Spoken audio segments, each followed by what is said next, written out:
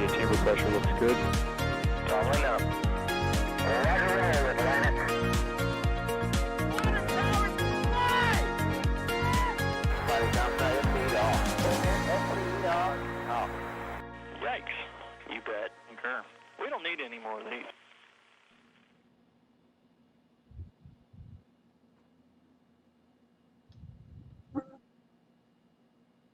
Hello, everyone, and welcome to this week's edition of NASA Spaceflight Live. I will be the host this evening. My name is Thomas Burghardt. I'm a writer/reporter for NSF, and I will be joined by a couple other guests that I'll introduce in a second. We have a lot of cool stuff to talk about, a lot of cool stuff to show you as well. We've got live views of Boca Chica, Texas via Mary Boca Chica Gal, and we've got some spaceflight news from the past week to talk about, as well as some previews for what's coming up next week. And I've got a huge team of people that are going to be here to talk about all that, as well as answer all of your questions in chat. So throughout the stream, make sure you're putting in chat any questions you have. We'll be pulling those up in our queue and answering those throughout the stream. And if something's, not super relevant to what we're talking about right then, we might hold it till a little bit later, but we'll try to get to everyone we can. But thank you all for tuning in. Let's introduce the rest of the team. Today, I'm joined by, of course, Mary from Boca Chica. Mary, how are you? I'm doing good. Unfortunately, it's really started to rain, so the picture might not be quite as good as it could be, but I'm okay though. Just a little shower going by. All right, hopefully that'll pass soon and stay dry out there. Mary is giving those live views from Boca Chica. That's not a pre-recorded video. This is live from the Starship launch site. Also joined with me today is Chris Gebhardt. Chris, how are you doing? Doing absolutely well. How about yourself, Thomas? I'm doing great, Chris, and I am also joined by our producer and another writer for NSF, Michael Baylor. Michael, how are you doing? I'm doing well, and hopefully this rain will not cause too many problems for us today. But there it is in her car, I believe, so at least she is covered. But hopefully the camera view stays good. Yeah, I hope so too. Hopefully just a light passing shower in Boca Chica. You see the teams are out there, and what are we looking at right now, Mary? Start us off. Where in Boca Chica are you, and what are we looking at right now? We're at the Starship launch site. We're looking at the launch stand or mount. And behind that is SN7 test tank. I've never seen them put a railing around the top of the launch stand. I'm not quite sure what they're doing there. That's something different. We'll have to keep an eye on that. Throughout the stream, everybody, Mary's going to be moving around the Boca Chica site and showing us some different angles of things. So right now she's at the Starship launch site, but we'll actually go to a couple other places in Boca Chica as well throughout the stream, kind of a tour of Boca Chica, if you will. And in between those tour stops, we're going to talk about the news from the past week and things like that. We've got stuff to talk about with NASA's Human Exploration Program, and more even specifically, a potential splashdown tape for SpaceX and NASA Demo 2. As well as some other miscellaneous things that we'll talk about. And of course, if you have questions about anything related to spaceflight, we'll happy to talk about any of those topics as well. A couple super chats right off the bat real quick. Moldy Space Industries with the super chat. Thank you so much for your support. We appreciate it. And Colin is a new member of the channel. We appreciate that as well. Those super chats and those memberships help support everything that we do on these streams and through all of our news coverage, and help support the team and help Mary get new streaming equipment and things like that. So we greatly appreciate that. How about we start with some Starship Q&A? We've got a question from Dougal. Have there been any more deliveries of Raptor engines after the SN4 incident? Mary, any Raptor sightings recently? Nope, I have not seen any sightings of a Raptor lately. I think they've been, I know that we're not saying they've been at Boca Chica, but I think they've been testing them, right? Like I've been seeing quite a few tweets from people who live around McGregor about some pretty long duration and loud engine firing. So it seems like maybe the next batch is going through testing or acceptance or something like that maybe.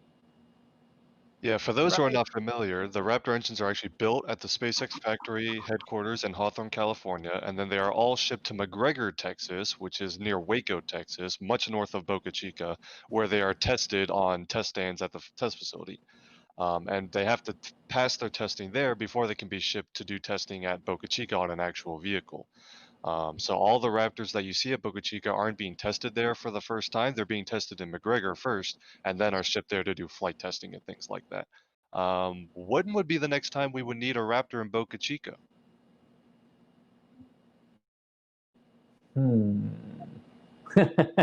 Well, so we got, Uh, the next testing event should be SN7, more tank testing, right? Right. And that doesn't need a Raptor engine because you're just testing the tank itself. So I guess we're looking at Starship SN5 testing. Correct. Yep, that would be the next time. And of course, guessing the timeline on that test would be, you know, who knows what the answer to that might be. Plans are changing constantly, but we know that SN5 will likely go about a similar testing program that SN4 was supposed to do. You know, fueling test, cryo proofs, and then static fire, and then a 150-meter hop. Absolutely. It's- Hopefully, we'll see that. Yeah, I was going to say, like, you know, what we were talking about this earlier this week, right? When SN7 was going through its testing process, but you know how they jumped ahead in the serial numbers, and a lot of people were wondering, well, if you've got this potentially new steel, you know, version of the vehicle that did better than they thought it would, you know, on SN7, they're doing some stuff to SN7 right now before they roll the next one out. I know a lot of people are asking, like, hey, why still do anything with SN5 and SN6 if they might not be the version of steel, the version of the wells that you want to go with? But there's still a lot of testing, like we were just saying, that they can gather good data on, right? Like the pressurization systems, the quick disconnect systems, the fueling systems, and everything like that you could still use these vehicles for. And even if they're not the steel they might end up going with in the end, you still get good flight data, right? From understanding how the Raptor can actually control something the weight of Starship on top of it. So still a lot of good testing, even if they might be moving away from these particular welds and this version of steel. When you talk about these different versions of steel, what specifically are we looking at? We're looking at a new set of steel that they used for the first time on SN7, correct? Yeah. So they switched to a different kind of steel, and it kind of seems like from some of the tweets that Elon has said that this is either an improved version, but not quite the final version that they're going for. But it's a type of steel that's a little bit stronger and a little bit easier to weld the way they need to weld these tanks for Starship. So a little bit of strength, a little bit more efficiency, better welding all around, and you can see why SpaceX is off to the races with this new kind of steel that debuted in terms of the Starship world on the SN7 tank, which we see photobombing the test stand here in the background. Yeah, and for those who like specifics, the original steel alloy that they were using was 300L. Now they're using 304L, and they're going to move into some proprietary SpaceX custom alloy called 30X at some point. So they're Yes. closer to what the final alloy they want to use is, but they're not there yet. Yeah, it's interesting because you saw that improvement with Starship SN7, which they tested to failure, and the failure was basically a small hole in the vehicle forming and starting to leak, as opposed to the previous Starships, where we've seen basically the entire vehicle kind of pop and all of the liquid nitrogen, or in the Starship SN4's unfortunate case, all the methane and liquid oxygen all leaving the vehicle in a very fast manner. With Starship SN7, the combination of the welds being better and the steel being that new 304L stainless steel seemed to make a dramatic improvement. And now I believe, Mary, they've been patching SN7, so we will presumably see SN7 test again in the next couple of days. Is that correct? Yes, it is. Yeah, they've been working quite a bit on it, reinforcing the weld area.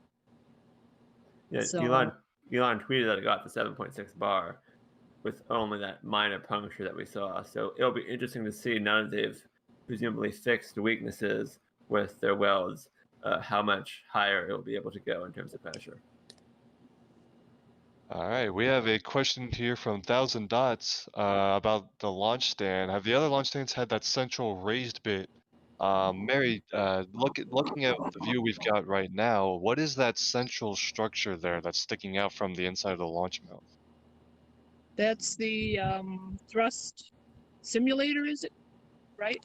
That's Yeah, what I it's think called, that, the I think thrust there's like ram? 5 names for it, but yeah, that's one of them. Right, which will be removed once they do the initial testing on SN5. You know, once it Right. does, once it needs the Raptor engine, then that will all be removed prior And I, to the installation. right, and I know we've seen thrust simulators before because they've used it on prior testing, but with this new launch mount, do you know if this is a new thrust simulator that they built, or is it the same one from the previous launch mount?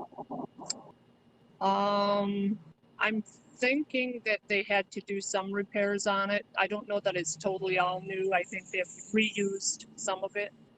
Okay. Well, we know So, SpaceX is a fan of reuse, so that makes sense. right, you know, I think they just fixed what needed to be fixed, and it's good. All right, and basically what that thrust simulator does is when you're doing your initial testing, cryo-proof and fueling testing, you don't need the engine itself installed, but you can test at the right flight pressures and fueling levels while simulating the thrust of an engine by just pushing up on the bottom of the rocket. And that's all that structure does. Once they're getting ready to actually fire the rocket for like a static fire or something like that, they'll remove that thrust structure and have an actual engine in its place. That's a good question there. Another question for Mary. What is the new fabrication building for? Mary, did you see a new building and any idea what it might be for? Fabricating?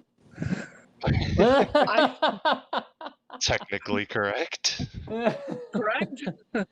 Thinking You know, of that few. yeah, I really haven't seen what they're doing in there. It's kind of awkward area to get a good view into. So yeah, trying to think what I've seen some steel, you know, like beams being delivered there. I think they've made the new stand for the starships that when they go in the high bay. I do believe I've seen them construct one of those there or build one of those there. So, what I guess things like that. All right. We got a couple super chats real quick. Don Turalio, I hope I'm pronouncing that right. Thank you for the super chat. Pub, thank you for the $10 super chat. Says great coverage, guys. We appreciate that, and we're gonna continue to make that coverage come to you guys. Jared with a new membership to the channel. Welcome, Jared. And Adam Nolan Charles with the super chat. Thank you so much. Again, we appreciate all of you guys' support. Keep right on with the Q&A here from Boca Chica. Mary, there were some rumors going around that you saw some folks enjoying some lunch around Starhopper. Someone wants to know, did you get any steak for lunch from the pad team today? No, I didn't, but I sure would love to have lunch under Starhopper. That would be amazing. But yeah, it looked like a fun time. Music was going, and everybody seemed like they were enjoying their lunch. The SpaceXers like to have fun down there, I think. Yeah, they do. It's good. Let's talk about the other launch site in Boca Chica. Someone wants to know, what can we expect in the coming weeks from the Super Heavy launch site? What's going on over there? Well, they've been drilling their pilings for the what would it be, the launch stand? We're assuming that's what they're doing. All right, Because we've got a it'll picture. need Look to at be more that. of a, Yeah. yeah, it'll need to be more of a proper launch stand. But I believe you said, Mary, that there was not much happening there today because we were originally going to start today's tour by the Super Heavy pad to give everyone a live view of that, but there wasn't any activity with drilling or anything. Is that right? Correct. Yeah, the gate was locked and there was nobody in there, so yeah, they must have quit early for the day. Yeah, and it's a weekend, so Yeah. if SpaceX always works on weekends, but if it's a contractor, who knows what their schedule is? Yeah, we're Right. If you're looking. a contractor for SpaceX, you're probably working on the weekend. Yeah. That's also true. So maybe it's a sign that they have completed that contractor's work on preparing the foundation or something, and now they're probably moving on to the next phase. I'm definitely looking forward to seeing that because I mean the Starship launch mount is no small launch mount, but Super Heavy is going to need a whole nother level of that. And we've kind of got a glimpse of that because they started building the launch mount over at the Kennedy Space Center for Super Heavy already. So Exactly. we have a little bit of a glimpse of what that's going to look like. But probably we'll see the Boca Chica one come up, and I would imagine that one will actually get completely finished first. Mhm. So I'm definitely looking forward to seeing that. Yeah, the generalized structure, like what you see here, like what we're looking at right now at Boca Chica, if you apply that to the Kennedy one for the actual Starship stand, which we assume the one at Boca will look somewhat similar to, right? It's a lot higher off the ground. The flame deflector itself, like the steel ribbing of the flame deflector, is either just as high or slightly higher than like the pad deck. It looks like at 39A. So the top of the pad where we saw Bob and Doug driving on those Tesla Model X's up to the rocket. The whole flame deflector is taller than that, or about that same size. And then the huge sound suppression system piping that will have to come into that for acoustical protection. It's impressive. Same width, but a lot more impressive than what we're seeing right here, which in and of itself is impressive. Exactly. Let's see. Ooh, another question about spotting things around the Starship launch site. Mary, have you seen any robot dogs around Starship by any Oh, chance? unfortunately, no, I have not. I keep my eyes open for that dog. I want to see it. What we're referring to, for those who do not know, we saw a doghouse appear around the SpaceX facility. So I forget where exactly, but a doghouse with the name Zeus on it. And we're pretty sure that they bought one of the Boston Dynamics dog looking things to do inspections around the pad and stuff like that. And we've been on the lookout to find one of these things, and we don't know, we haven't seen it yet. But we're all very anxious to see one of these walking around. Before the whole like robotic dog thing came about, when we came to think that that's what it was, wasn't there like some train of thought too at some point that maybe it was like the house to put the Starlink receiver on, and I like think they that were was our first trolling theory. us in a bit, or yeah, like Because we've been thinking, because I think we saw elsewhere in Boca Chica, I don't know if we have a picture of this, there were Starlink like receiver, like the thing that you would sell to a consumer that's using Starlink internet, the little antenna thing that they put outside their house. We saw yeah, the some. UFO dish, right? Yeah, they look little pizza-looking things, and we saw those somewhere else in Boca Chica, and we thought that they might mount it on the roof of the doghouse as a thing, which I don't know if that has any merit whatsoever. But it turns out that it's actually the place for the Boston Dynamics robot to hang out. So I hope we Now, get to. to what I was going to say, right? Like, to be fair, like when we were all thinking, like, oh, maybe it's Starlink. Like, we had no idea they were even like thinking about buying one of these robotic dogs, Right. right? Or anything like that. Which obviously, in hindsight, makes the Starlink thing look kind of silly. But I thought it was worth Yeah. mentioning because, like, this doghouse shows up. It's clearly not for an actual biological dog. Like, so we just thought, oh, that must be how they're going to test Starlink down there with the receivers. We know Starhopper's got Being the tongue-in-cheek. guardian of the launch site handle. We don't need a guard dog or anything, but. Right, yeah. I know we've got a few different stops on the Boca Chica tour today. I think we have 3 different ones. So if we're going like 20 minutes-ish, and I'm talking to Mary and Michael right now, at what time do we want to move to the next stop on the tour?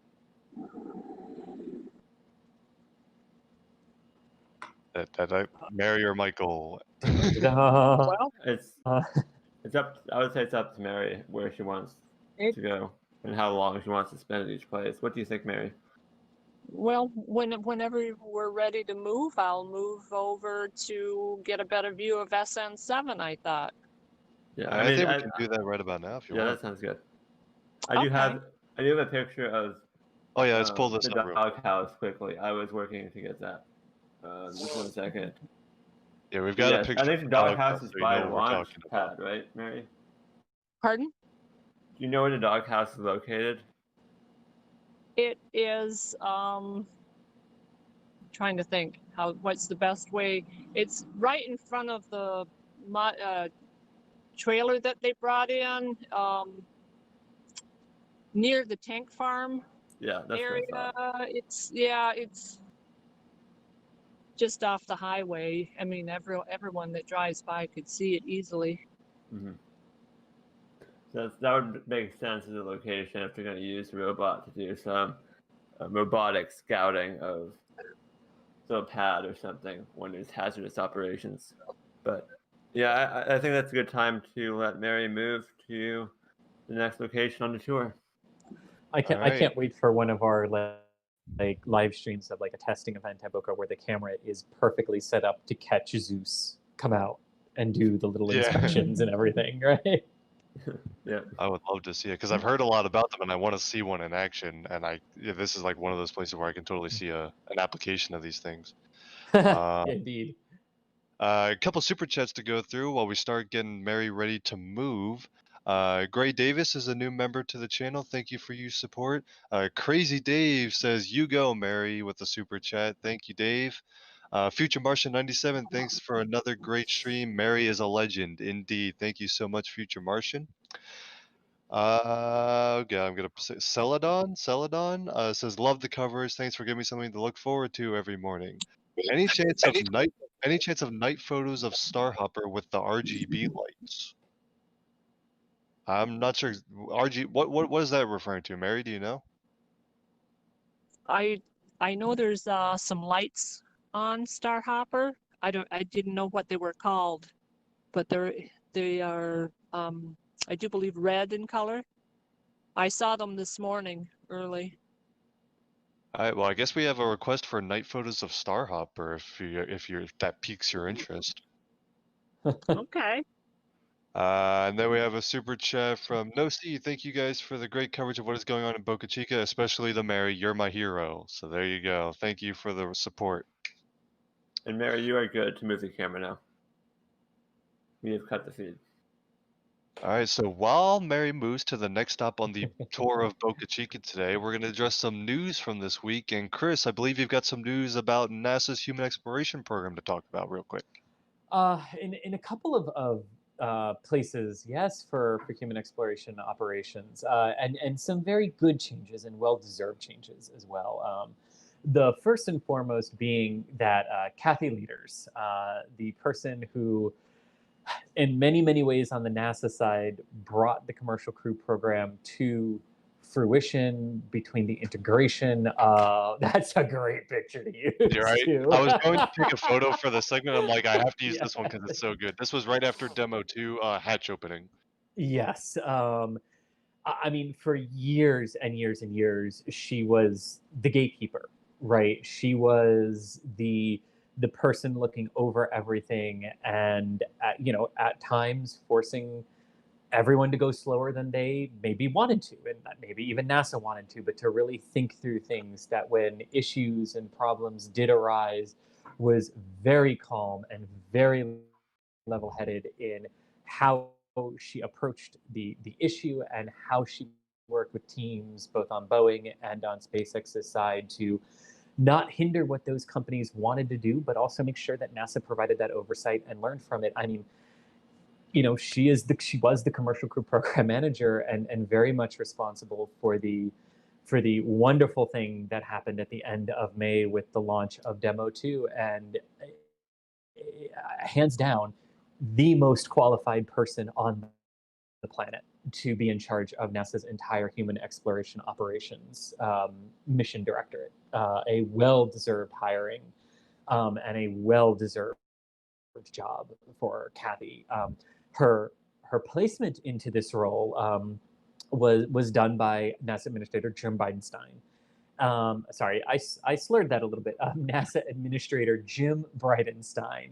And this followed a very short tenure of Kathy's predecessor, Doug Varro. Doug came into the role to lead the Human Exploration Operations Directorate with no prior experience at all with any form of human spaceflight. This raised a lot of eyebrows, caused a lot of consternation, and then a lot of missteps. The final one being what we learned actually today from Christian Davenport and a absolutely great report in the Washington Post about exactly what caused and triggered NASA upper administration to ask for Doug's resignation a few weeks ago. And turns out that while he didn't break any laws, he took NASA's top concerns about Boeing's proposal. This is according to the WAPO article, Washington Post article. He took NASA's top technical concerns for Boeing's proposal back to Boeing after the proposal application period had ended, talked with Jim Chilton from Boeing about the specifics of these concerns, and then Boeing tried to amend the lunar lander application after the period has closed. And because they were so specific in what they wanted to change and that it was so specifically tied to what NASA's supposedly private concerns were, this set off a lot of alarm bells and triggered internal investigations and Inspector General investigations, and eventually Doug resigned. And again, this all came out earlier today in the Washington Post article from Christian Davenport. And that's what caused this position to be vacant again for the second time in a year. And Kathy has been chosen to fill it. And as we said earlier, absolutely hands down the most qualified person on the planet to lead the human exploration area. And one of her first duties actually ended up being finding a temporary replacement for the manager of the International Space Station program, Kirk Shireman, who has been in that role since 2015 after previously serving as the ISS Deputy Program Manager from 2006 to 2013, and spending a career since 1985 with NASA, the vast majority of that with the International Space Station. He announced that he is retiring from NASA and going to work for a private company. Some speculation as to who he might be going to. Personally, I think Axiom might be a pretty good option there, since he was the manager and deputy program manager of the International Space Station program, and Axiom will be adding modules to the International Space Station. But he could be going anywhere. We'll wait for Kirk or a company to say where he's going. But he was replaced by who was, for Kirk, the deputy ISS program manager, and this is Joe Montalbano. He will now serve as the acting program manager of the International Space Station until a permanent one can be found. And of course, that permanent one could end up being Joel. So we will see how that all shakes out. But that is what we have. And right now, two very good people in the roles leading the International Space Station and leading NASA's overall Human Exploration Operations Directorate. All right, thank you, Chris. And after those news, we are back at Boca Chica. Mary has moved her camera, and we've got a great view of the SN7 testing. It looks like it's being actively worked on. Mary, what are you seeing out there? Yeah, SN7 is currently being worked on. They've really done a lot of work to it over the last few days, but it looks really good. All right, well, back on the Starship Q&A segment, we've got some more questions to go through, and this one comes off a development that actually got some more light this week. Elon has been on Twitter talking about some new hirings that SpaceX has been doing. Someone mentioned that SpaceX is hiring engineers to support offshore launch operations. We're talking about floating launch platforms in the middle of the ocean to launch Starship Super Heavy stacks from. And we've got some questions about that, so we can talk about that. Question, do you think if this launch platform will be mobile or anchored? Chris, Mary, Michael, thoughts on the Starship plans? Are we sorry, like will the at sea launch platforms be anchored or floating? Is that the question? Yeah, so Or- basically, I guess or anchored mobile, in like place in sorry. the ocean, or like a mobile ship of some kind. Gotcha. Yeah, my mind just automatically thinks mobile, like mobile on land, which is what threw me there for a second. It's a good question. I think in this particular case, there's a lot to be looked at, specifically since we're starting by talking about the Gulf of Mexico, right? To look at how oil platforms work, and oil rigs where they can be moved, right? If needed, but they're mainly anchored. They're built to withstand, something along those lines, because you might want to. It might be easy to service these things closer to land, right? So you might get something. You might get something a bit that's a bit of both. But I think to the core of the question is really asking at liftoff, what will they be? Like, will they be floating and stationary with thrusters, kind of like just read the instructions, and of course I still love you, to which I would say no. These platforms are going to have to be really rock solid for liftoff, because it's got to support a huge vehicle, a launch tower of some kind, the incredible mass of that vehicle, and it's got to be perfectly solid because or stable. Otherwise, that thing risks tipping over out there, and just best to have everything as stable and locked down as you can for liftoff. That would be my 2 cents on it. Yeah, we've got a related question that I'll bring up here. Klaus wants to know about super heavy launches from Boca Chica. Would they be too loud for the neighboring cities? So this is part of trying to mitigate that effort. Super heavy will be one of the largest and loudest rockets ever launched, and part of that means that you want to launch it away from population centers. So not just for safety reasons, but purely because you don't want to make loud noises, super loud noises, and annoy an entire population center every time you launch one of these things, especially given SpaceX wants to launch these things multiple times a day at some point. So this is part of mitigating that effort, moving the launches out to the ocean where they won't disturb other operations. 100%. Yeah, because I think the closest city is, and Mary helped me out here, but I think the closest city is South Padre Island, which is technically just across the inlet. It takes about an hour to reach it by car, but that's because you have to go like down and around and back up. But I think it's only 5-6 miles as the crow flies, from the launch site, correct?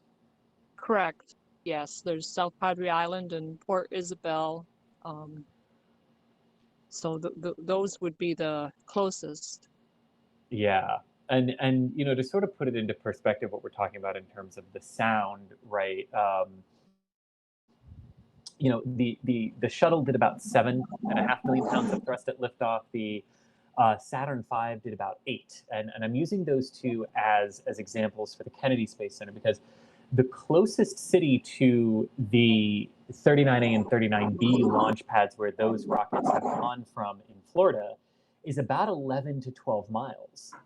So we're talking about here in Texas, like these towns are significantly closer by like half the distance or more from Florida, and then add to that, so they're half the distance away, and Starship will produce about 16 million pounds of thrust at liftoff. So double that capacity of the shuttle and the Saturn at liftoff. So that's really loud. So you can see why they'd be interested in going offshore to keep the local population happy. And just quickly, I was noticing, Mary, it looks like you're still working on the welds on SN7. Do you think they're improving them ahead of the next test? Yes, they're reinforcing. I don't know what you call the strips that they put over the welds, but it's like a reinforcement strip. They've attached those, and I'm assuming they have to weld those on. Yeah. Go ahead, Thomas. Just at the tail end of that question, bringing it back to super heavy launches and stuff. Klaus also wanted to know: did the space shuttle shatter windows when it launched? Chris, you're the shuttle expert here. When it launched? I would imagine that's what they're talking about. It, yeah. At the launch pad, I've seen, like, before they really got the sound suppression system and some things, right? Like there were a bunch of trailers that were damaged and everything that were there at the pad at STS-1.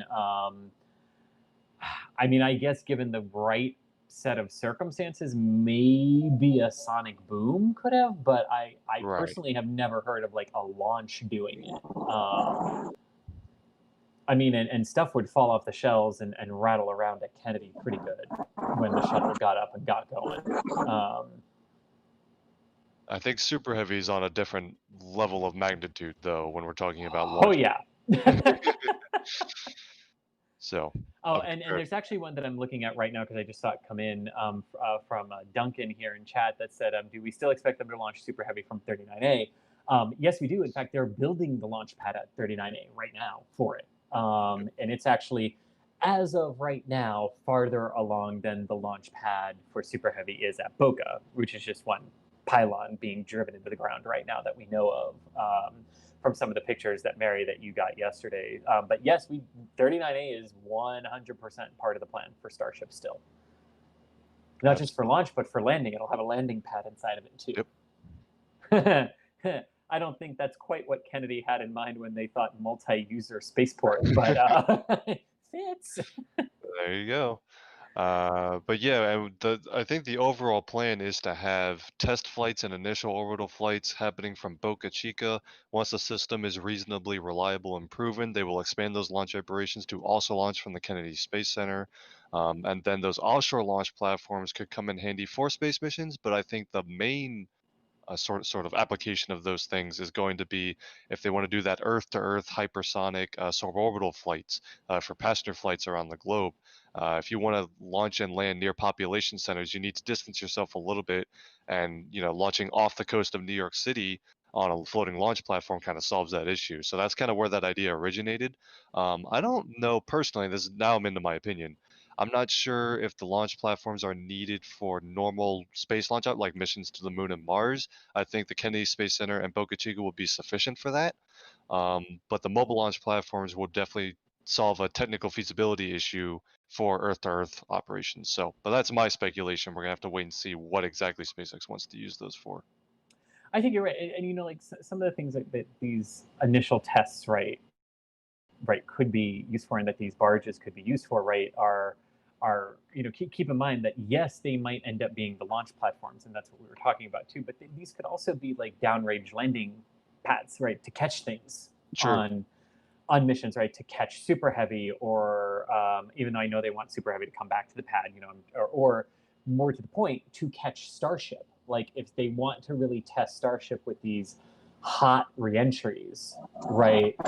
Eventually, that might be more economical. That might be more feasible. That might be just better from the simplistic physics part of it to launch it suborbitally downrange, right, and let it slam into the atmosphere that way and come down on one of these floating platforms. So these things could ultimately end up being used in a variety of ways for the testing campaigns of Starship as those testing campaigns evolve and change quite rapidly. Well, there you go. But actually, Thomas, I wanted to. Sorry, go ahead. Sorry, I wanted to go back to one thing that you said there, because this is a question that I have, and you kind of touched on it, and it was something that until this week we knew it was still kind of quietly part of the plan, but Elon really punched that back into the public eye, which is point-to-point, hypersonic Earth point-to-point transport, which we know these floating platforms are going to be vital for. Considering there's probably going to be a lot of hesitation at first about these massive rockets coming in over population centers and landing nearby on land, whereas they could shoot over the population centers so that if anything went wrong, they weren't necessarily coming down over them.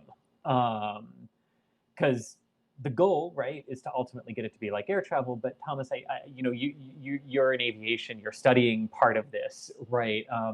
But the public and governmental perceptions between a rocket coming into land over population centers and flight 385 from Milwaukee coming in to JFK over New York are slightly different calculuses right now. Yeah, absolutely. I mean, we've got completely different levels of safety factors you have to take into account. I mean, airliners have been flying for how many decades now? And there's well established that, if an airliner has an engine failure, it can still glide, it still has wings, and it just glides to the nearest airport. there are all of these safety calculations that go behind airliners that make airliners the safest mode of travel. And then you have rockets, which is pretty much the polar opposite of that. You can't glide a rocket unless it's a space plane. Starship isn't. And if you have an engine failure, your options are more limited. Now, Elon has specified that Starship will have engine out capability, which means it has 3 engines that it will use to land. It'll light all 3 when it starts the landing burn. If for any reason one of those engines doesn't start properly, it will shut that engine down, and then the 2 remaining engines will throttle up to compensate and still be able to land safely. So there isn't like it's not the do or die method where if an engine fails, the landing's going to fail. That's not like it's not like Falcon 9, which only uses 1 engine for the landing burn. Right. So if it doesn't start, it doesn't really matter what throttle setting it was at. Right, exactly. So Starship has some design characteristics that make it safer that way.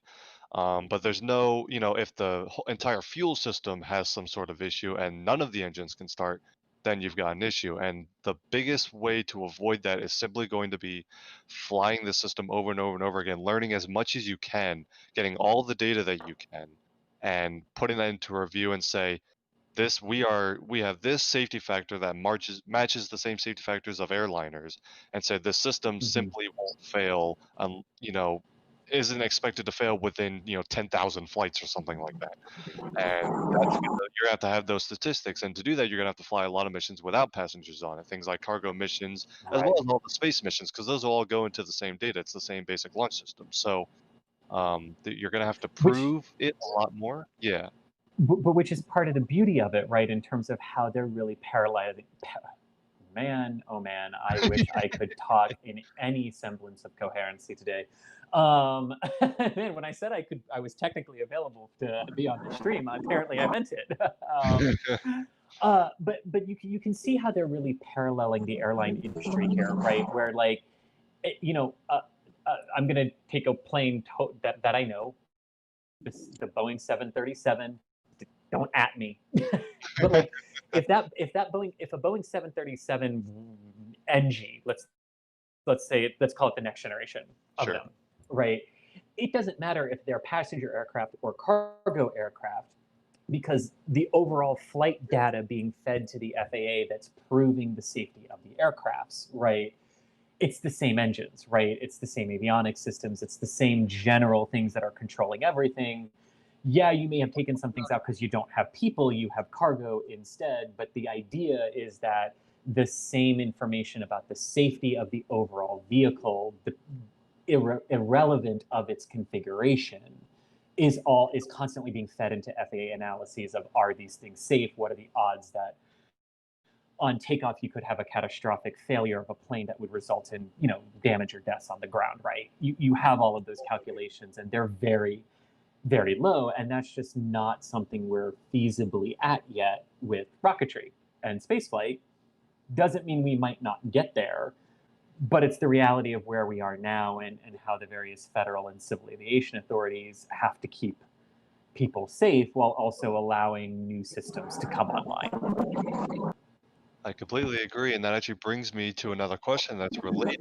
Adam Ash wants to know if the Lunar Starship specifically, we can talk about all the Starship variants too, if these starships will have an abort system. Elon said that Super Heavy won't.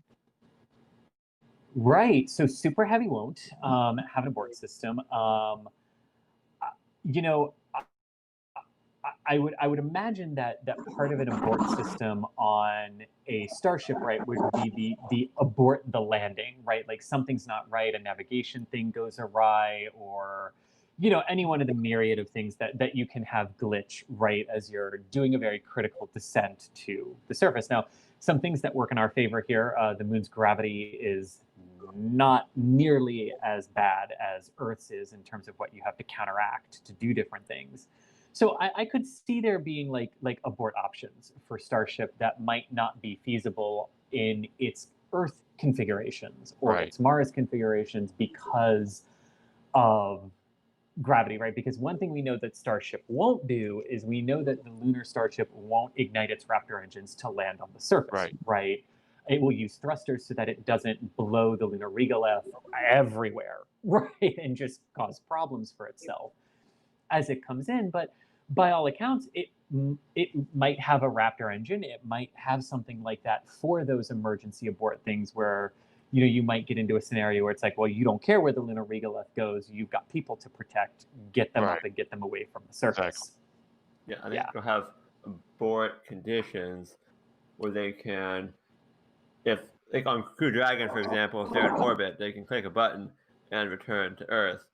I think when they're landing on the moon, they'll have an option to return back have a button to return back into lunar orbit if something goes wrong on the landing.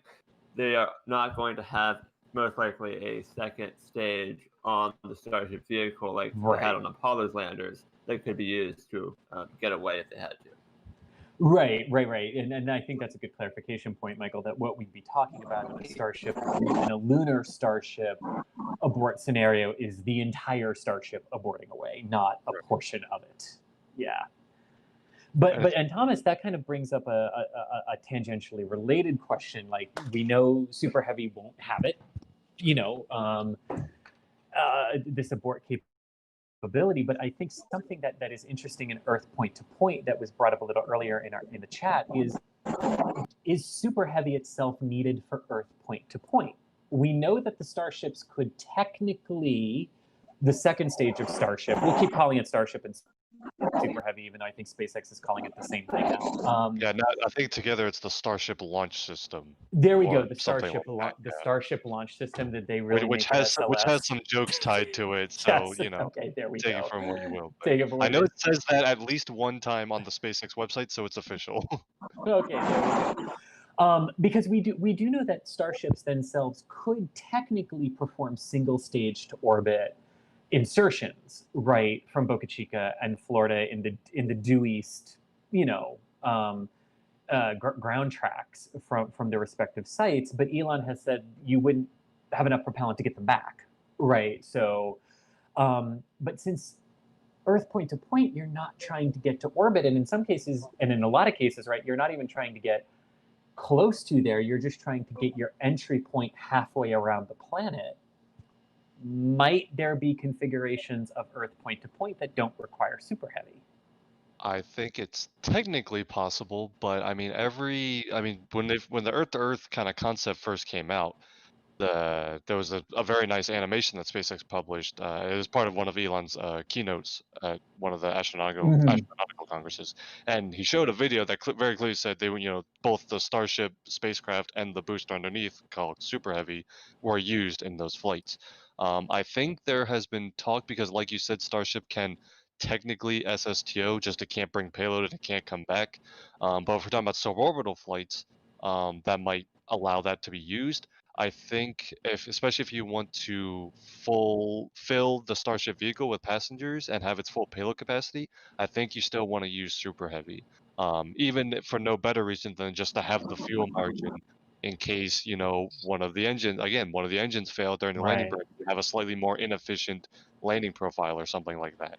Now to be fair though, too, right? Like, maybe this is also something where it's the distance from the destination that makes the difference as to whether or not you have the Super Heavy. Because if you're talking about a fully loaded Starship that's going to make the hop from New York to somewhere in the North Sea to access, the UK and in Scandinavia, in Northern Europe, well, that's so that might not need a Super Heavy, but the same configuration going from New York to Sydney, Australia might need Super Heavy.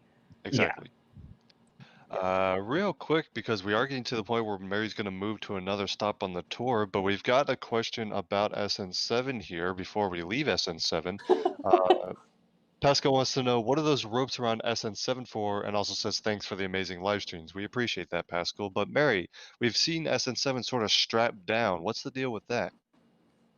I think it's just to hold it down in case it does go pop. We did see during the most recent test, instead of the bulkhead flying up dramatically, it was more of just a puncture in that top dome that they've since repaired. But in the case of an unexpected hop test, if you will, those straps I guess those straps will hopefully keep the bulkhead contained and protect all the equipment around it and stuff. Yeah, I think Right. Mark 1's bulkhead is believed to have potentially performed the current record for the highest flight on Boca Chica. Whether intentional or otherwise.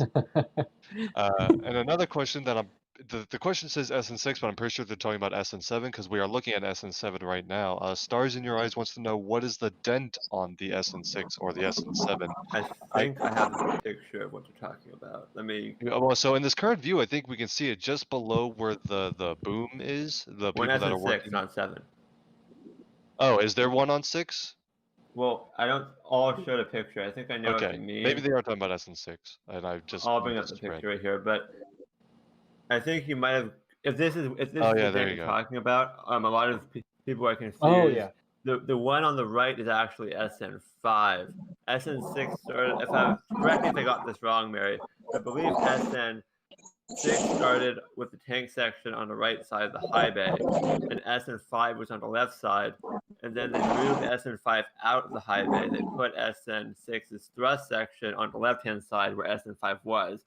And then they took SN6's tank section. They moved it from the right-hand side to the left-hand side to stack it on top of the tank section. So now SN6 is on the left side and SN5 is on the right side. Is that correct, Mary?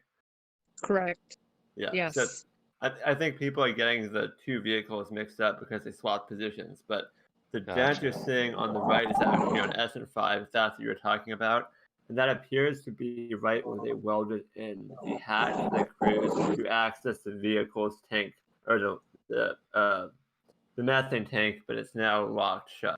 So I don't know if that's something you're going to improve on in the future, but that dent is for the hatch to access the methane tank.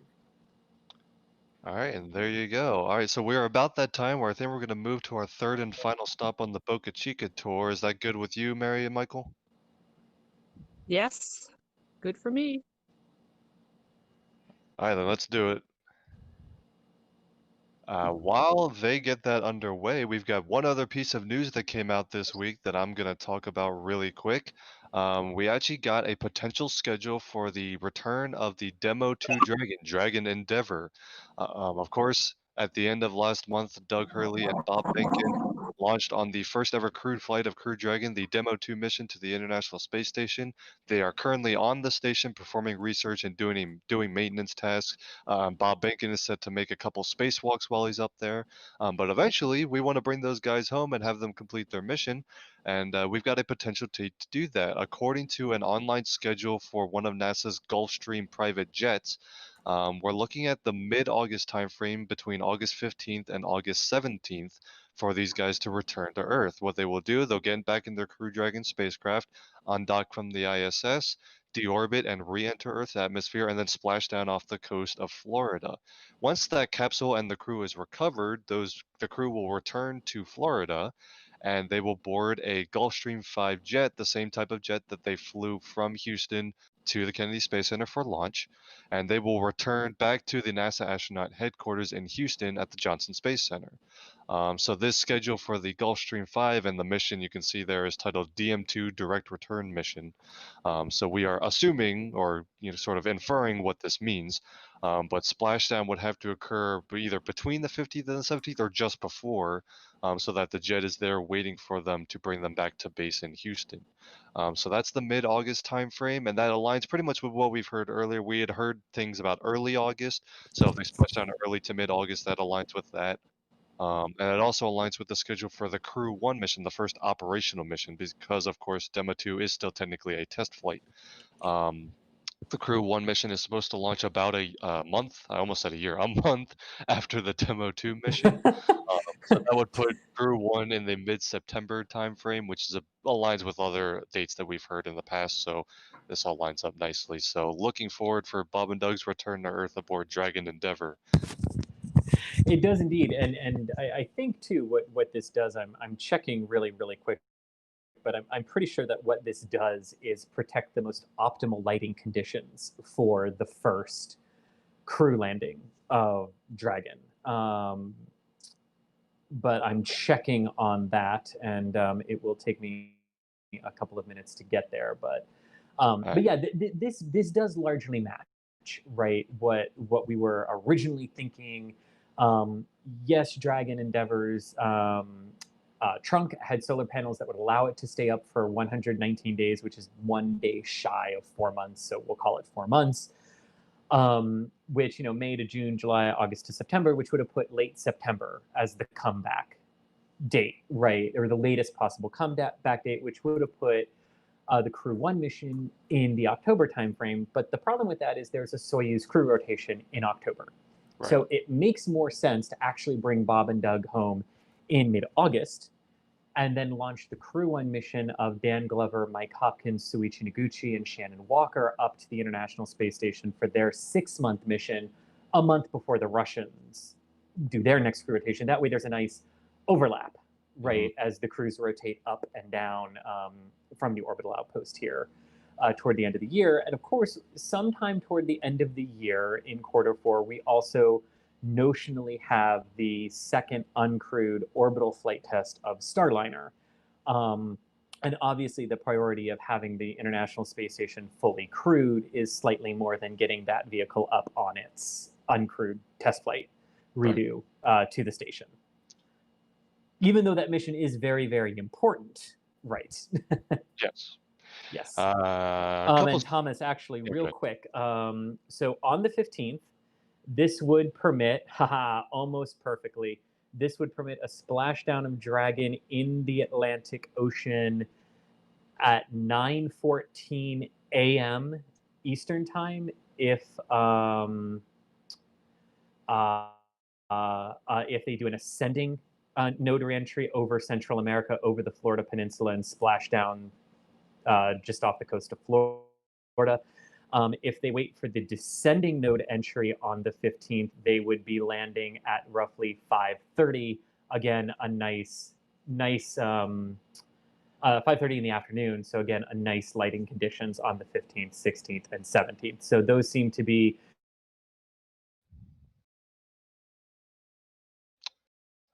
We might have lost Chris there at the end, but there you go. You've got Demo 2 return schedule and potential good splashdown times in the morning and evening there. Mary and Michael, what is the status of our moving the camera? Mary's still getting it set up, I think. This might take a little bit longer because the previous location was right next to the other location, but now she's driving all the way to the build site. Okay. Well, while she does that, I've got a couple super chats and stuff to run through.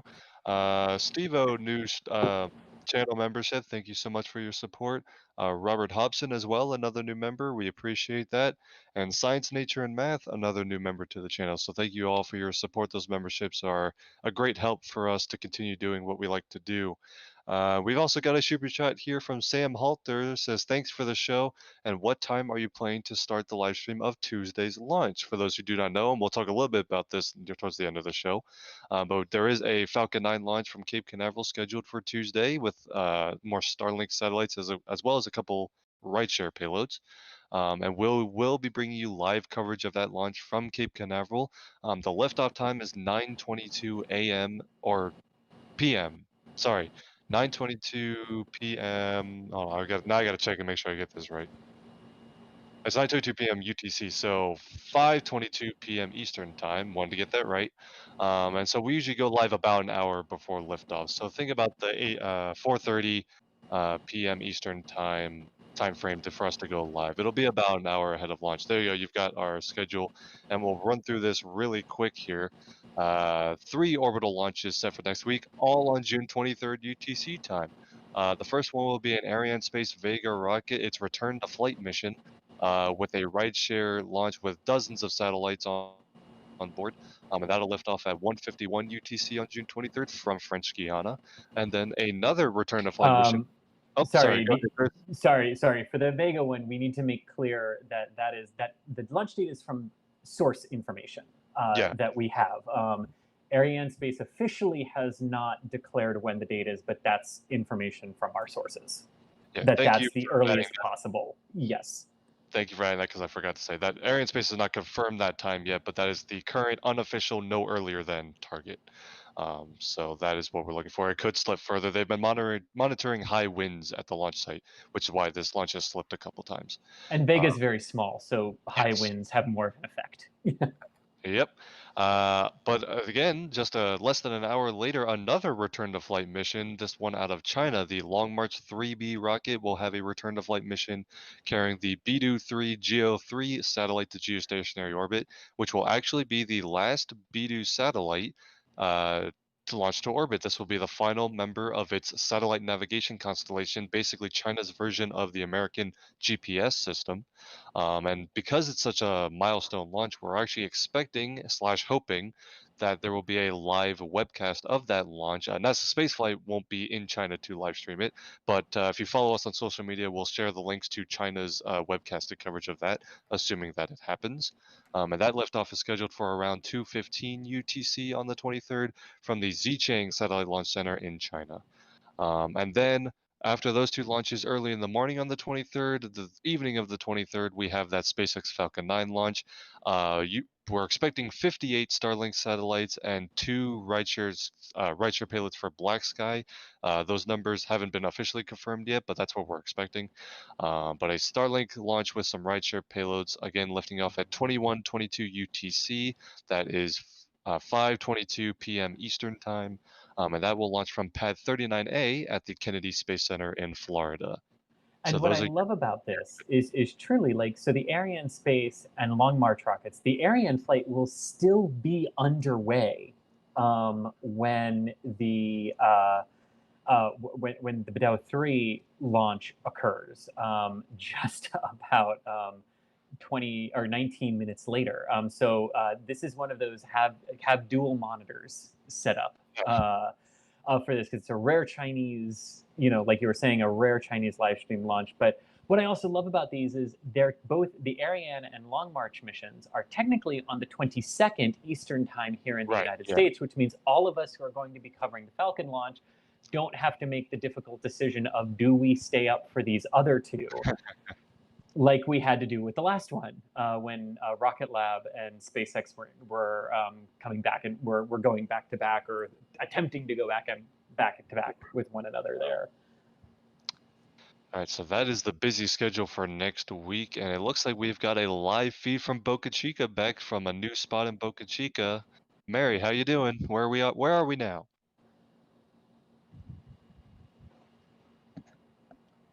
I think Mary might be working an issue for modem, so she'll start answering questions once that's fixed. All right, I believe we are closer to the production facility now. Up, Mary, are you there? Yes, I'm here. Yeah, I just got a view of the huge crane that they're erecting. Well, I've been holding a question all stream because I knew we were going to see it later. Bart Van Dunn wants to know, what will the blue crane be used for? So there you go, take it away. Super heavy, or the high bay initially, maybe for stacking the super heavy. This crane is big. So where are you in the Boca Chica complex, Mary, right now?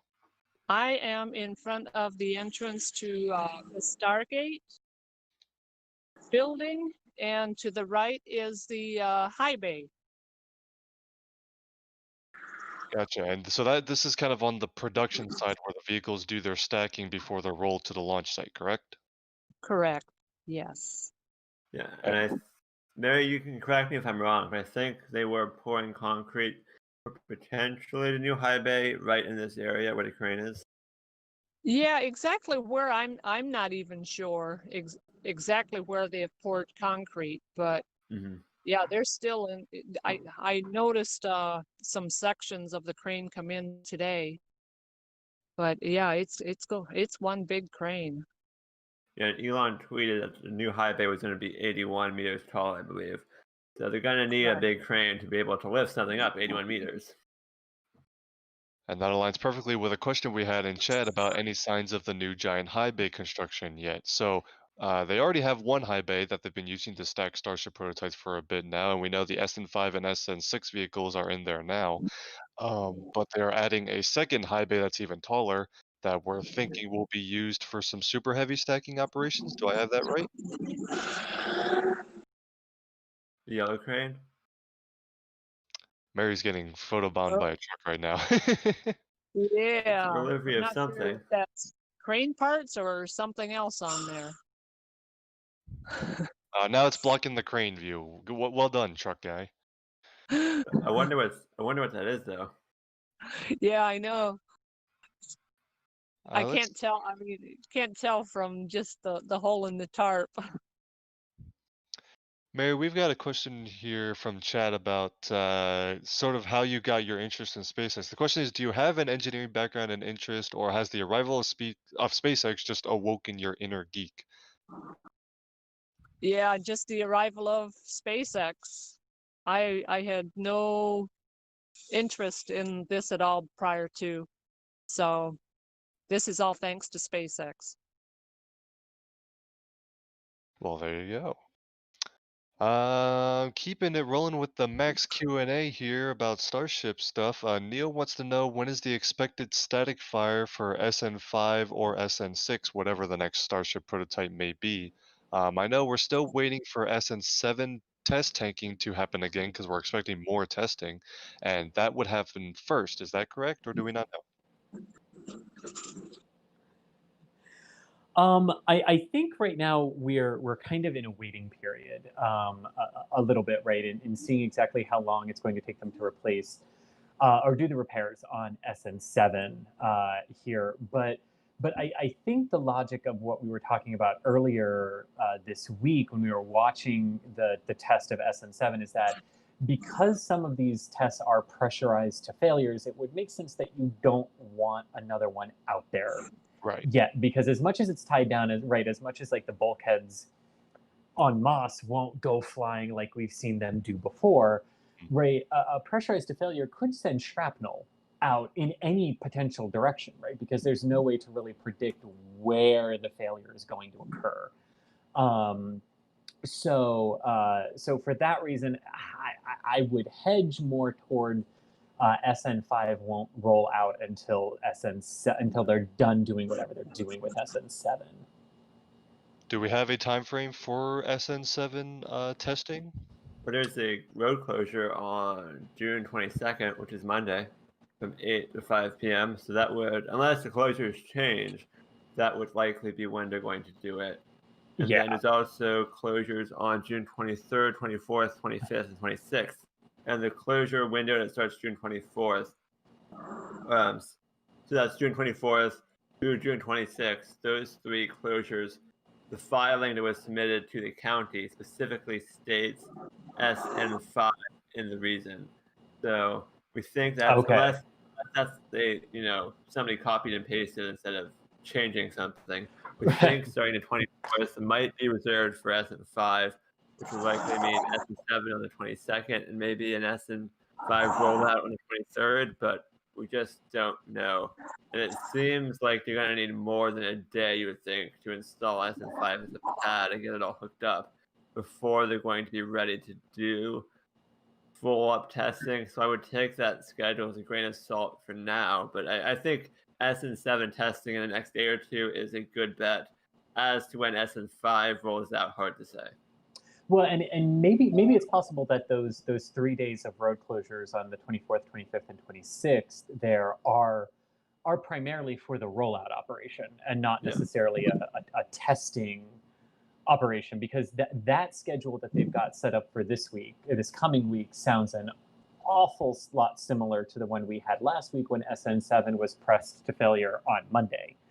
And if I were a betting man, I'd say maybe they expected SN7 to fail in a way that they couldn't easily repair it, and they're just taking advantage of something that was kind of handed to them, and they've altered the test schedule accordingly. Yeah, so the road closure filing for the 24th to 26th says SN5, pneumatic proof, cryo proof, and static fire. I would take the static fire part with a huge grain of salt. I don't see how they're going to be able to do a static fire within that window, because you're going to have to roll out Starship SN5 to the pad. You're going to have to properly hook up everything. Then you're going to have to do the room temperature proof. Then you're going to have to do the cryo proof. And then you're going to have to uninstall the thrust puck, remove the thrust puck from the pad, bring Raptor out to the pad, and install Raptor. That's going to take at least a day or two to do. Yeah. So I think a static fire happening by June 26th would be a bit ambitious, but maybe if we're lucky, we'll see SN5 at the pad and at least doing a cryo proof sometime next week. Man, like under that schedule, though, if that's really, and again, this is assuming that someone from the county didn't copy and paste, right? Something there. It's an important caveat to note, but but I mean, it might entirely be possible too, right? That they could. I mean, if they want to do pressure testing with SN7 tomorrow morning and they get done at noon, I mean, couldn't they theoretically just keep the road closed and haul SN5 out later in the day? Yeah, that's a good point. That would give them an extra day to get it ready before testing. Yeah. So they could at least, I could at least see them getting through the pneumatic proof, the cryo proof. I think the static fire still might be ambitious. They're basically be relying on everything going absolutely flawlessly. But I think it's definitely possible to get SN5 to the pad this week or this coming week. Really quick, we had a $20 super chat from Chris. Thank you so much for your support. We greatly appreciate it. But yeah, I agree with what you guys are saying, and it's important to note that the Starship launch site now kind of has two different testing areas. The one where SN7 is kind of in the background, that's still part of the Starship launch site, but there's two kind of areas now, and they're using that one area for tank testing like they're doing now, and then they'll roll a Starship prototype to the main launch mat that we were looking at. And yeah, so it's going to be dependent on once SN7 finishes, because again, you don't want SN7 to fail, intentionally during testing, but damage stuff around it. You don't want to have another Starship prototype just sitting right there. So I think I agree with Chris there. They'll want to finish SN7 first. But yeah, if that goes well on Monday, you could see SN5 roll out to the launch pad, and then they can install it, get the thrust module set up, and we can move things like that. So every SpaceX timeline is based on best possible timeline and very ambitious. So perfectly understandable if that slips a day or so into maybe the following week. But hopefully soon we'll see some SN5 testing. So good question. Thank you, whoever asked that. More questions here about the Starship launch complex. Ethan Roberts wants to know, SpaceX is currently using many cylindrical tanks for containing the propellants and the other commodities around the launch site. Do you think they will opt for larger spheres like at Cape Canaveral in the future? Take that one. Say that again. Are they talking about the propellant farms, the tank farms used to fuel the vehicle? So in large part, the big spheres that are used at the Kennedy Space Center are holdovers from when pads were originally built in the 1960s.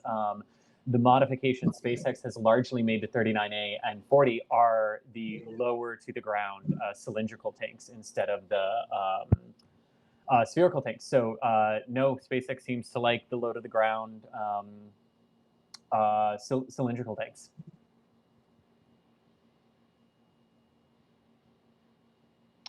I believe that answers the question, unless I totally blanked on what the question was. Nope, I think you're good. Okay. So there you go.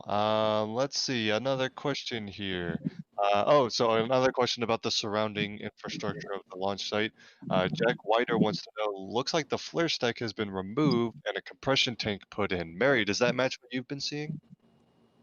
Oh, I'm sorry, I was not paying attention. What was that? Okay. Jack wants to know about the flare stack. It looks like it's been removed and that a compression tank has been put in. Have you seen those? Well, I know the flare stack was removed. I don't know about the compression tank. I'm not sure what that actually looks like. Yeah, I know we saw the flare stack be removed a while ago, and I'm not sure if a new compression tank has been installed there. Elon mentioned on Twitter that they're looking to replace the flare stack with a solar-powered recondensing system that can actually take the methane that you would normally vent out and actually condense it back and restore it back in the tanks. So that's what we're referring at there. We're gonna have to see how that progresses. Mary, we got a big crane coming your way. Yeah, we do. How about that? I like cranes, Well, there's no shortage of them in Boca Chica these days. There is not. Should we follow him and see where he goes? Boca Chica field trip. Again, keep your questions coming in chat. We will continue to answer them throughout the stream, and we'll be live for a bit still, so keep them coming.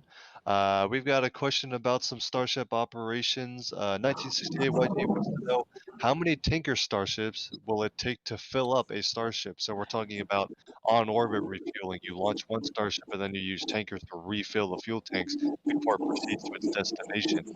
How many tanker launches is it going to take to complete that? That's a fascinating question, to which the the answer is one of those annoying. Well, it depends. Yeah. Because here's the thing, right? So a starship without payload, without anything in it, right, could technically single stage itself to orbit. So that gives you an idea of its capability already, right? When we start adding payload in it, so then it really becomes a matter of what is the payload mass for each particular mission, what orbital inclination is it going to, and what orbital height, what actual orbit is it inserting into. Or what celestial body if it's going, escape velocity. Well, so I was answering that because before we would do that, we would most likely be at a refuel point Right. in low Earth orbit. But yes, you are completely right. And what's important to note here is like just because Starship has or will have the ability to be refueled in orbit doesn't mean every mission will have to. Sure. This is obviously critical for like Lunar Starship, and NASA is very interested in this. It's one of their unfunded Space Act agreements, I believe, with SpaceX to specifically look into and see some of the data on how on-orbit refueling goes for missions, because NASA does realize how much of a game changer that can be. But honestly, how many tanker missions is dependent on those three prime factors of where are you, or the prime factors rather, of where are you launching from, what inclination are you launching to, what is the mass of the payload, and what is the actual orbit the initial insertion is done into. And that will determine how much methane and oxygen are left in Starship's tanks, and therefore govern how much you would need for a resupply. And even a potential like really heavy payload that would be a burn to almost depletion, even to get into low Earth orbit, you wouldn't necessarily have to also fill up the Starship with a full load of methane and oxygen when you refuel it if it doesn't need it for its mission, right? Which would increase the efficiency and thrust to weight ratio of the engines when you use them again. So it's a great question. There is no simple answer to that. Right. All great questions have very complicated answers, if I'm being honest. Indeed. And Luke likes, I can answer your question really quick about can I take pictures of the new super heavy complex at 39A? If SpaceX security allows, we can take photos, but that's going to have to be a question on the day for that. But we can try, certainly. There you go. A question about, we got a crane question here. We got to ask this. When do you think the first crane will appear on the moon? If we're going to have Starship facilities on the moon, you got to have cranes with them, right? Well, doesn't Starship include a crane? It's true. The Lunar Starship has a crane, or I guess it's like an elevator thing, but I think we can call that a crane. It like overhangs out the side. I mean, but wouldn't Starship have to bring the crane? I mean, so the cranes are going to be used to build Starship, and the Starship's going to bring the crane with it, and then they're going to offload the crane to build more Starships on the moon. But the crane will have been offloaded from a Starship which was built with a crane. Well, I mean, but this is, I mean, it's funny, right? But this is legitimately part of how it's going to have to be done, right? I mean, the things that build them here on the ground, on Earth, are going to have to be transported up there to build facilities, right? I mean, like some of the SpaceX renders are not, like, oh, here I come down onto the lunar soil. It's here I come down onto a concrete pad. Well, so I'm going to get there to build all of that, right? Yeah, and I mean, when you're talking about, will inevitably have issues on Mars or the moon, and you'll have to be able to fix them. Exactly. So yeah, all of that does. It's funny to think about it, but yeah, some of these things are going. Some of these cargo missions are going to be, you got to bring a crane. I'm glad you took it there, because I know it seemed like a joke at first, but there is a serious bit behind it that you do legitimately need to have construction equipment on spaceports on other bodies if you're going to have fully operational spaceports. So there you go. A quick break from the Starship questions because we've got a question about Demo 2, which we talked about earlier. Harry Young wants to know, what do we know about the Demo 2 undocking timeline thus far? Talking about how long from undocking to splashdown. It is less than a day. The whole commercial crew program was designed so that it was less than a day from launch to docking, and it's less than a day from undocking to reentry. The specifics of how long that will actually be for each mission will largely be governed by the crew, by how they choose to adjust the crew wake sleep cycles on the ISS. And remember to this Dragon might be different in its timing than the operational ones because there are manual tests that Bob and Doug are going to be performing as well. They're not going to be manually flying reentry, but there are, again, going to be things when they leave the station that might be a little bit different from the more operational missions. So less than a day, but stay tuned and take the timing with a grain of salt if you'd like to try to predict what other missions will end up being. Because as with everything, it's dictated by orbital mechanics. Absolutely. Really quick, we got a super chat from Alan Gable for 20 bucks. This tops Chris B's bet with Julia on static fire on B1051.5, like I tweeted to them. So if you're not familiar, the Starlink launch happening on Tuesday will use booster 1051 on its 5th flight, hence the serial number. And we were kind of taking bets whether or not they're going to do a static fire test. The previous launch, they didn't do a static fire test before launch, and of course the launch went perfectly. But that booster, that was using a booster that has, oh wait, is that right? Didn't the, oh yeah, okay. The last launch used a booster that had only flown twice previously, correct? Correct. Okay, so that booster had not flown super often yet, at least in SpaceX terms. So that might have something to do with it. This booster has flown 4 times already, so there's the chance that SpaceX might still want to static fire boosters that are towards where they're kind of pushing the boundaries of how many flights can you get out of a booster. But the ones that are only 2 or 3 flights in, maybe they don't want to. So we were taking bets on that. We still haven't known for sure. Again, the launch is until Tuesday, so if they're going to do a static fire, they have time. There you go. And you know what I found out? Because this might come into play on Monday based on timings of things. So at the 45th weather event, right before the previous Starlink mission launched a few days ago, one of the questions that I asked, it's in our video that's posted here on our YouTube channel, but one of the questions I asked was how less severe, how less restrictive are the weather rules when you're static firing versus when you're actually committing to launch? Because obviously you don't have to worry about triggered lightning rules, but do you still have to worry about ground weather rules? Can they static fire if a thunderstorm is directly over the launch pad? And turns out the answer is yes, because the lightning protection system will protect the rocket even during an engine ignition in a thunderstorm. So they have a lot more leeway in when they can technically, from a range safety standpoint, conduct static fires than they do. So the range overall treats it as the same because there's all, what happens if a launch clamp gives way, which has never happened, but, Right. Still. Really quick, we had Mary working some audio issues. Mary, are you good now? Yeah, I can hear you now. All right, perfect. We are getting to the point in the show where we have to start wrapping up, but we've got one really quick bit to get through first. Chris is going to recap the launch from the past week. Chris, it's all up to you. I thought you had done that, and I totally already closed the browser. Oh no, I did the launch preview. I didn't do the recap. I saved it for you. Well, and everything hiccuped on my end. But yes, we did have one launch this week. It was a launch of a Chinese mission, the Gaofen 9, the third of the Gaofen 9 satellites. And these are a series of civilian Earth observation satellites.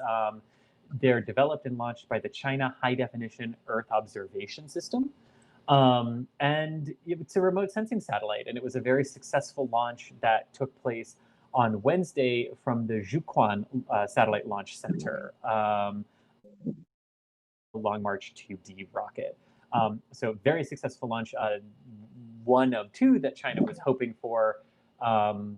and kind of confirmed to us that China has no plans to routinely live stream their missions, and that the Long March one coming up this week is probably our best bet to see one of these launches live. But very successful mission from Gaofen 9 and a nice civilian Earth observation satellite now safely in orbit. There you go. Let's get a couple more questions in here. We've got a question from Michael about SN5, which is the next full-scale Starship prototype we expect to see testing. 1 Raptor or 3 Raptors? Well, Elon, this is the other Michael responding. Elon tweeted on Twitter a response to somebody yesterday who made a mock-up of what SN5 would look like if it launched with 1 Raptor, because the Raptor is going to be mounted slightly off center if there's only 1 Raptor instead of the full 3. So it's going to be a bit of a power slide. So somebody made a render or an animation of what that launch would look like and tweeted to Elon. And Elon said, yeah, it would pretty much look like that, or something along those lines. So that kind of hints that they're still planning on doing a 1 Raptor hop with presumably Starship SN5 to around 150 meters. And then presumably with SN6 or SN9, we would see them go up to 3 Raptors. The reason they go from 6 to 9 is because we believe it's going to be, we know there's an SN7 test tank, and then we believe there's also going to be an SN8 test tank based on what Elon tweeted. So SN6 and SN9 would be the 2 full-scale Starships that would be the best candidates to be the first Starship prototypes to have 3 Raptors installed. And it makes sense from, I mean, at least from my perspective, that you wouldn't necessarily want to go for more than 1 on the very first attempt, because that one is really just about, validating the handling capabilities. Is a single engine able to do what your computer models tell you it should be able to do in terms of overall control? And once you can verify that, you've got much sounder and grounded models to go do 3 engine configurations and multiple engine configurations on once you verify what 1 can do. Yeah, another interesting thing to consider is that they are making these Starships so cheap that the Raptor engine costs, a very large chunk of the total price of the vehicle. So if they're going to have anomalies, they would prefer to lose 1 Raptor and not 3. Also true. Also true. All right. Another question here. We talked about the high bay earlier. We know there's 1 high bay already, and they're building a second run. Andrew wants to know, how tall is the existing high bay, and how much taller will the new one be? We know the new one's going to be 81 meters tall. So, but do we know how tall the existing one is?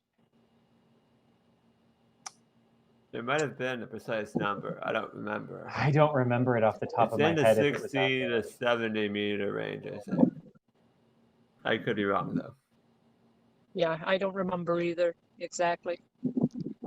Not ridiculously shorter, just a little bit shorter than the new one, and they're both pretty much gigantic. So, we got a question here. What is the likelihood for orbit in 2020 and the 20-kilometer hop?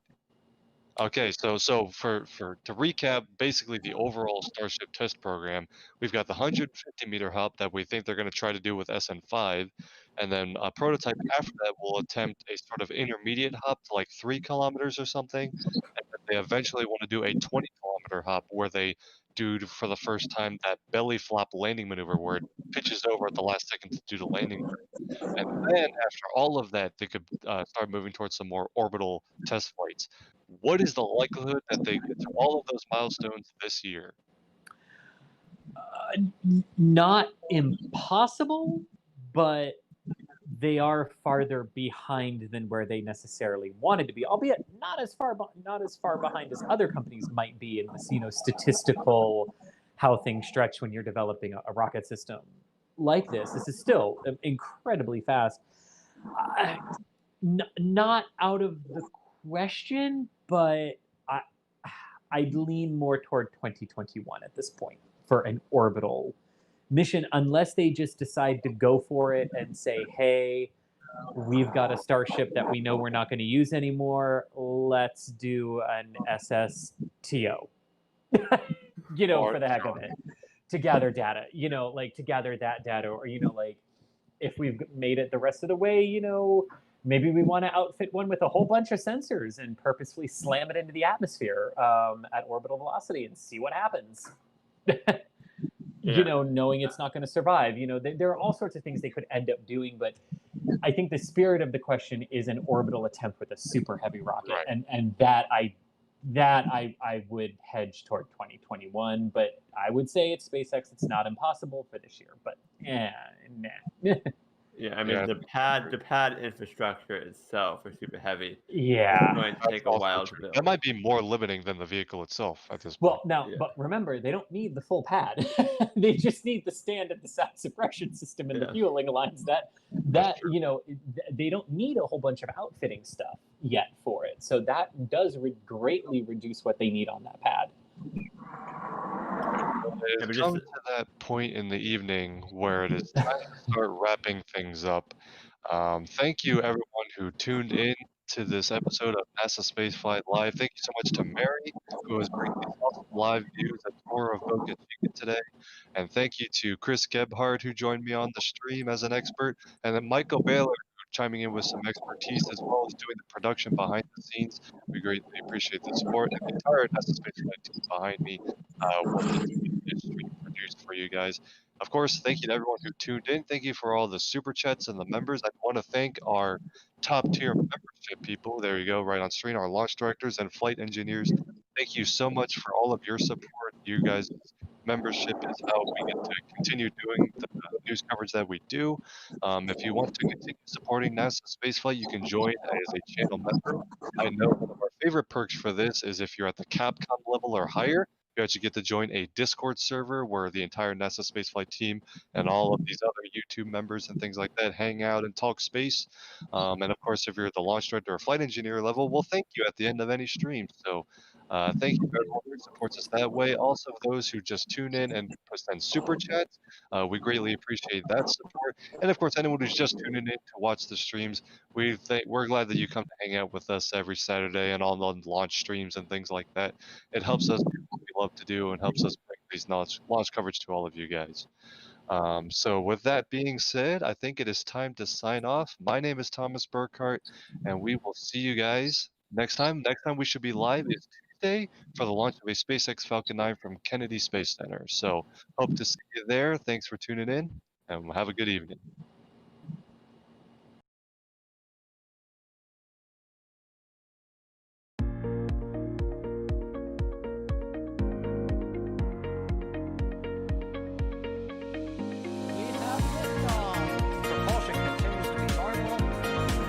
Chamber pressure looks good.